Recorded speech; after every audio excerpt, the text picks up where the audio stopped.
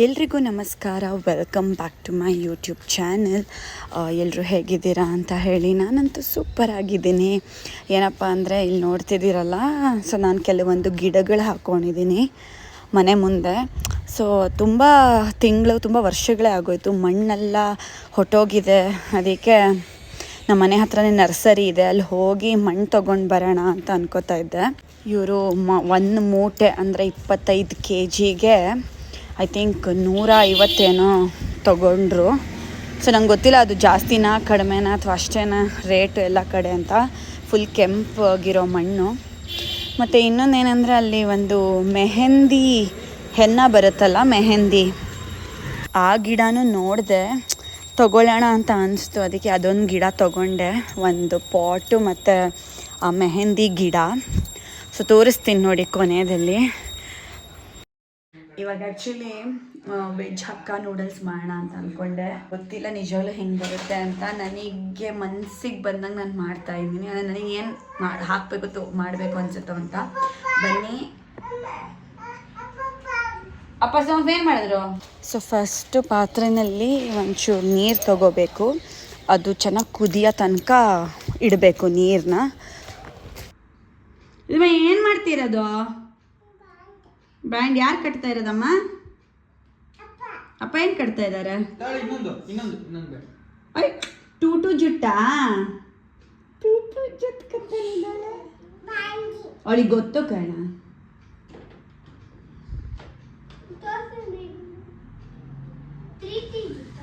ತ್ರೀನಲ್ಲ, 2. ಇಲ್ಲಮ್ಮ ಆಗಿಲ್ಲ, ಇನ್ನೊಂದು.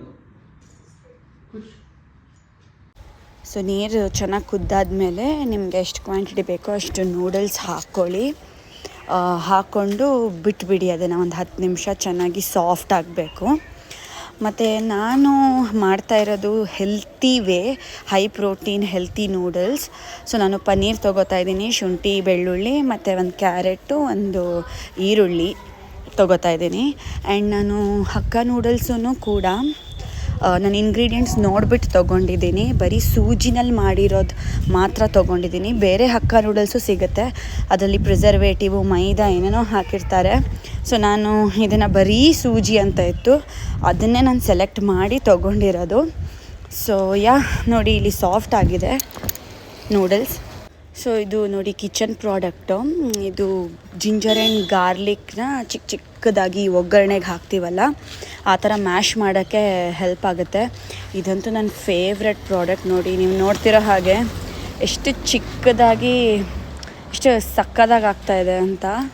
ಮತ್ತು ಯೂಸ್ ಮಾಡೋಕ್ಕೆ ಈಸಿ ಆ್ಯಂಡ್ ಫಾಸ್ಟ್ ಕೂಡ. ನಾನಿಲ್ಲಿ ಮಾಡ್ತಿರ್ಬೇಕಾದ್ರೆ ಮಳೆ ಬರ್ತಾಯಿದೆ, ತೋರಿಸ್ತೀನಿ ಅವ್ರು ಏನು ಮಾಡ್ತಾಯಿದ್ದಾರೆ ಅಂತ. ಯಾರಿದು ಮಳೆ ನೋಡ್ಕೊಂಡು ಟೆಂಟ್ ಒಳಗಿರೋದು? ಅಪ್ಪ ಮಕ್ಕಳು.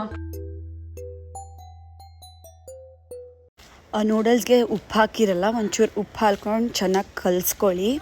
ಸೊ ನೆಕ್ಸ್ಟು ನಾವು ತೊಗೊಂಡಿರೋ ಪನ್ನೀರು ಚೆನ್ನಾಗಿ ಸಪ್ರೇಟಾಗಿ ತುಪ್ಪದಲ್ಲಿ ಅಥವಾ ಎಣ್ಣೆಯಲ್ಲಿ ಲೈಟಾಗಿ ಹಾಕ್ಕೊಳ್ಳಿ. ಎಣ್ಣೆ, ತುಪ್ಪ ಅಲ್ಲ. ಸೊ ಕ್ಯಾಲೋರೀಸ್ ಕಡಿಮೆ ಇರುತ್ತೆ. ನಾನು ತೊಗೊಂಡಿರೋದು ಲೋ ಫ್ಯಾಟ್ ಪನ್ನೀರ್ ಅಂತ. ಸೊ ಫ್ಯಾಟ್ ಕಂಟೆಂಟ್ ಕಡಿಮೆ ಇರುತ್ತೆ ಆ್ಯಂಡ್ ಪ್ರೋಟೀನ್ ಜಾಸ್ತಿ ಇರುತ್ತೆ. ಅದನ್ನು ಚೆನ್ನಾಗಿ ಪ್ಯಾನ್ ಫ್ರೈ ಮಾಡ್ಕೋಬೇಕು. ಮತ್ತು ಇನ್ನೊಂದು ಏನಂದರೆ, ಇವಾಗ ಪ್ರೊಫೆಷ್ನಲಾಗಿ ಯೂಟ್ಯೂಬಲ್ಲಿ ರೆಸಿಪಿಗಳು ತೋರಿಸ್ತಾರಲ್ಲ, ನೀಟಾಗಿ ವೀಡಿಯೋ ಥರ ಎಲ್ಲ ಮಾಡಿ. ಸೊ ನಾನು ಆ ಥರ ಎಲ್ಲ ಮಾಡಿಲ್ಲ, ಜಸ್ಟ್ ನಾನು ಕ್ಯಾಶುವಲಾಗಿ ಹೆಂಗಿದೆಯೋ ಹಾಗೆ ತೋರಿಸಿದ್ದೀನಿ. ಸೊ ಮೇ ಬಿ ನಂಗೆ ಗೊತ್ತಿಲ್ಲ ವೀಡಿಯೋ ಕ್ವಾಲಿಟಿ ಹೇಗಿದೆ, ಏನು ಕತೆ ಅಂತ. ಇಟ್ಸ್ ಜಸ್ಟ್ ಡೈರೆಕ್ಟಾಗಿ ಕಿಚನ್ ಸ್ಟವ್ ಮೇಲೆ ಹೇಗಿದೆಯೋ ಹಾಗೆ ಮಾಡಿದ್ದೀನಿ, no editing and all. So next ಅದೇ ಪನ್ನೀರನ್ನ ತೆಗೆದುಬಿಟ್ಟು ಒಂಚೂರು ಎಣ್ಣೆ ಹಾಕ್ಕೊಂಡಿದ್ದೀನಿ.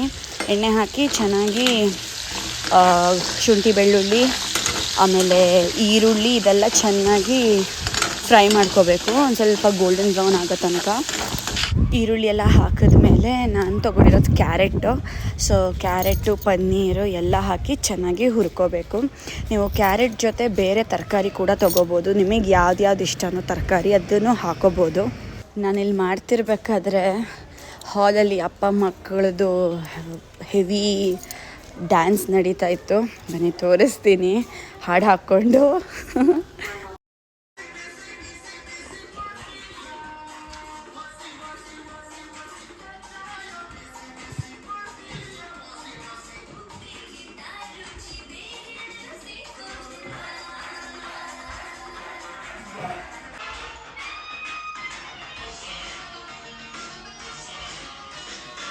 ಅಪ್ಪ ನೋಡಿ ಎಷ್ಟು ಸಕ್ಕತ್ತಾಗಿ ಮಾಡ್ತಾ ಇದ್ದಾರೆ.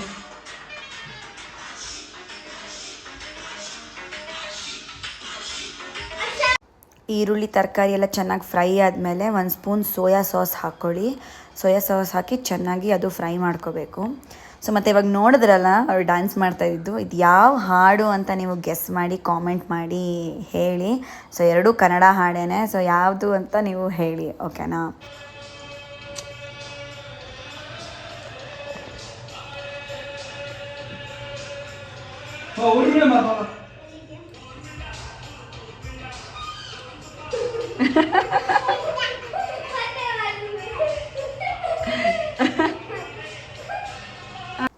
ಮತ್ತು ಎಲ್ಲ ಚೆನ್ನಾಗಿ ಫ್ರೈ ಆದಮೇಲೆ ಲಾಸ್ಟಲ್ಲಿ ನೀವು ಆಲ್ರೆಡಿ ಪ್ಯಾನ್ ಫ್ರೈ ಮಾಡ್ಕೊಂಡಿರೋ ಪನ್ನೀರನ್ನ ಚೆನ್ನಾಗಿ ಮಿಕ್ಸ್ ಮಾಡಿ ಆ್ಯಂಡ್ ನಾನಿಲ್ಲಿ ಖಾರ ಹಾಕಿರೋದು ಪೆಪ್ಪರ್ದು, ಅಂದರೆ ಇದು ಪೆಪ್ಪರ್ ಪೌಡರ್ ಹಾಕಿದ್ದೀನಿ ನಾನು. ಚಿಲ್ಲಿ ಪೌಡರ್ ಹಾಕಿಲ್ಲ. ನಿಮಗೆ ಚಿಲ್ಲಿ ಪೌಡರ್ ಬೇಕಾದರೆ ಹಾಕೋಬೋದು, ಬಟ್ ಪೆಪ್ಪರ್ ಪೌಡರ್ ಸಖತ್ ಟೇಸ್ಟ್ ಬರುತ್ತೆ.